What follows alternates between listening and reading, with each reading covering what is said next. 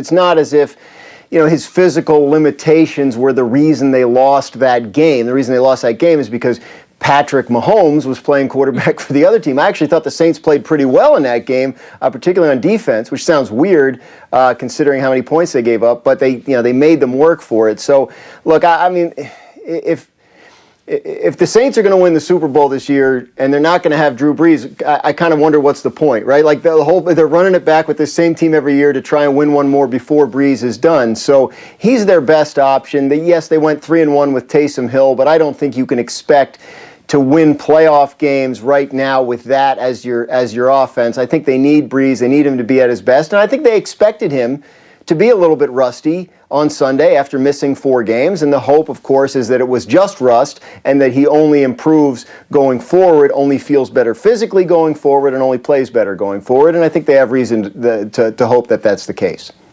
Shay, I understand we got Dan on here and you want to get your money's worth, but I think you literally asked him 4 questions within one before you got to him. Dan did a great job of answering them all there. But I do want to play off my wife's brilliant mind here and a great point she made talking about Tampa, the Bucs, and Tom Brady. And she said, coming out in the first half that this Bucs offense didn't look good, and it's because of Coach Arians and his scheme going in.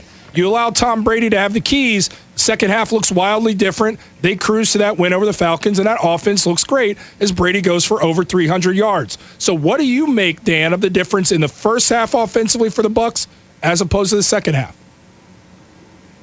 I think the Tampa Bay Buccaneers are a team that even this late, week 15 now moving into week 16, is a team that's still figuring itself out. And I don't think that should be surprising.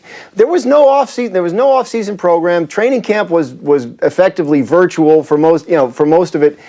If you had a bunch of new stuff this year, you were going to be behind the 8 ball with regard to your ability to contend this year. Well, look at the Chiefs bring everybody back, they're fine. The Saints bring everybody back, they look good.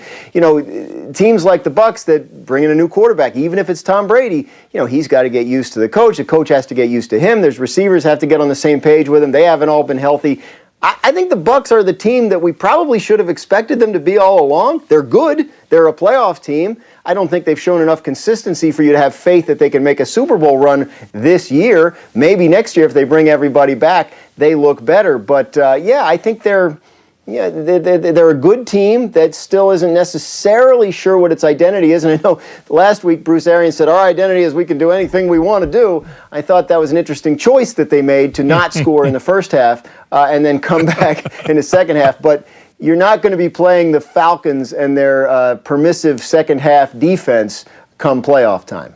No doubt. All right, Dan Graziano, thank you for the time. We appreciate it. We'll catch up with you soon. Happy holidays. Thanks. Same to you guys. Thank you. And that is the perfect transition. I don't trust Tom Brady in the playoffs for this exact reason. But is it BA or BS? That's after Jordan tells you about Dr. Pepper. There's Big Ben, 170 passing yards, a touchdown and interception. He was sacked once. He had issue throwing the ball over 10 yards. And after the game, Big Ben was asked, do you feel all right? I don't think anybody that plays this game at any level, at any position, I should say, whether it's week 1 or week 16, feels 100%. So, no, I would say that I don't feel 100%. But I would say that I'm not consistent enough, which affects the offense because the ball's in my hand every play. Yeah, that's true. Not consistent enough. That's a good way to put it. Let's go to the Shell Pennzoil Performance Line, and we are joined by Dan Graziano. He's our ESPN NFL insider. You can follow him on Twitter at Dan Graziano ESPN and get more from Dan on Get Up at 8 a.m. Eastern. Dan, good morning to you. So last night's game, I'm just going to keep it 100% real and ask you this question. What happened to Big Ben last night and that Steelers performance?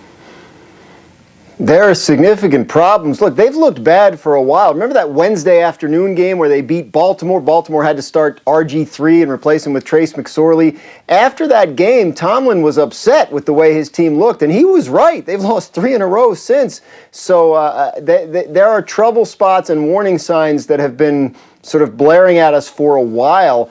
I do every week on Sunday night, Monday morning, I do an overreactions column for ESPN.com where we pick an or a statement, say whether it's an overreaction or not. Last week after they lost to Buffalo, I was talking with my editor. I said, I want to do one that says the Steelers won't win another game. because they look like, and then we looked and we said, oh, they're playing the Bengals next week, so we can't do that one. Well, they lost to the Bengals, so now I'm wondering if maybe we've seen the last Steelers win of the year. Certainly, you look ahead, a very good Colts team coming in to play them next week. And then, assuming the Browns beat the Jets, if the Steelers lose to the Colts, they got to play the Browns in Week 17 for the division title.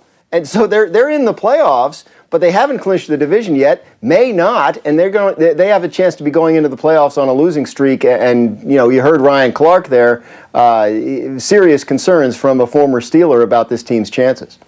So, Dan, as I look back at what went wrong for the Steelers last night, I start and I end with really Ben Roethlisberger. And you can talk about the offensive line. You can talk about the lack of a run game. The defense starting to look a little suspect, most especially with Bud Dupree no longer being on the roster after getting hurt in that Ravens game back on December 2nd. But with Big Ben, there are problems. And knowing that, how would you move forward going into next year? Do you keep Big Ben as your quarterback, or do you move on there? Well, people need to understand, keep Big Ben as your quarterback is not a simple open and shut question, because if he's on the team next year and if they don't extend his contract further, he's signed through 2021, his salary cap cost next year is $41.25 million. In a year where the cap is almost certain to drop significantly from where it is this year because of COVID-related revenue losses, they're going to be carrying a $41+ million cap charge for a quarterback who's not playing well right now. So they have a very difficult decision to make. If Ben Roethlisberger does want to play another year, as Adam Schefter reported yesterday he does, they have to decide whether they can carry that number, which would mean a lot of difficult choices across the rest of the roster, making it probably a worse team for Ben, or whether they actually can extend him into the future and carry his contract for another couple of years just as a means of getting that salary cap number down. So I think personally it will be very, very difficult for the Steelers to bring Ben Roethlisberger back as their starting quarterback next year without either sacrificing the quality of the rest of the 2021 roster or significantly hurting themselves against the cap in future years. Yeah, no doubt. All right, let's move on to the New Orleans Saints here. Drew Brees, clearly another quarterback that says he's not 100%, and I think we could all see that with our own two eyes when they played the Chiefs on Sunday. So he decides to start, he decides to play. They have a quick turnaround.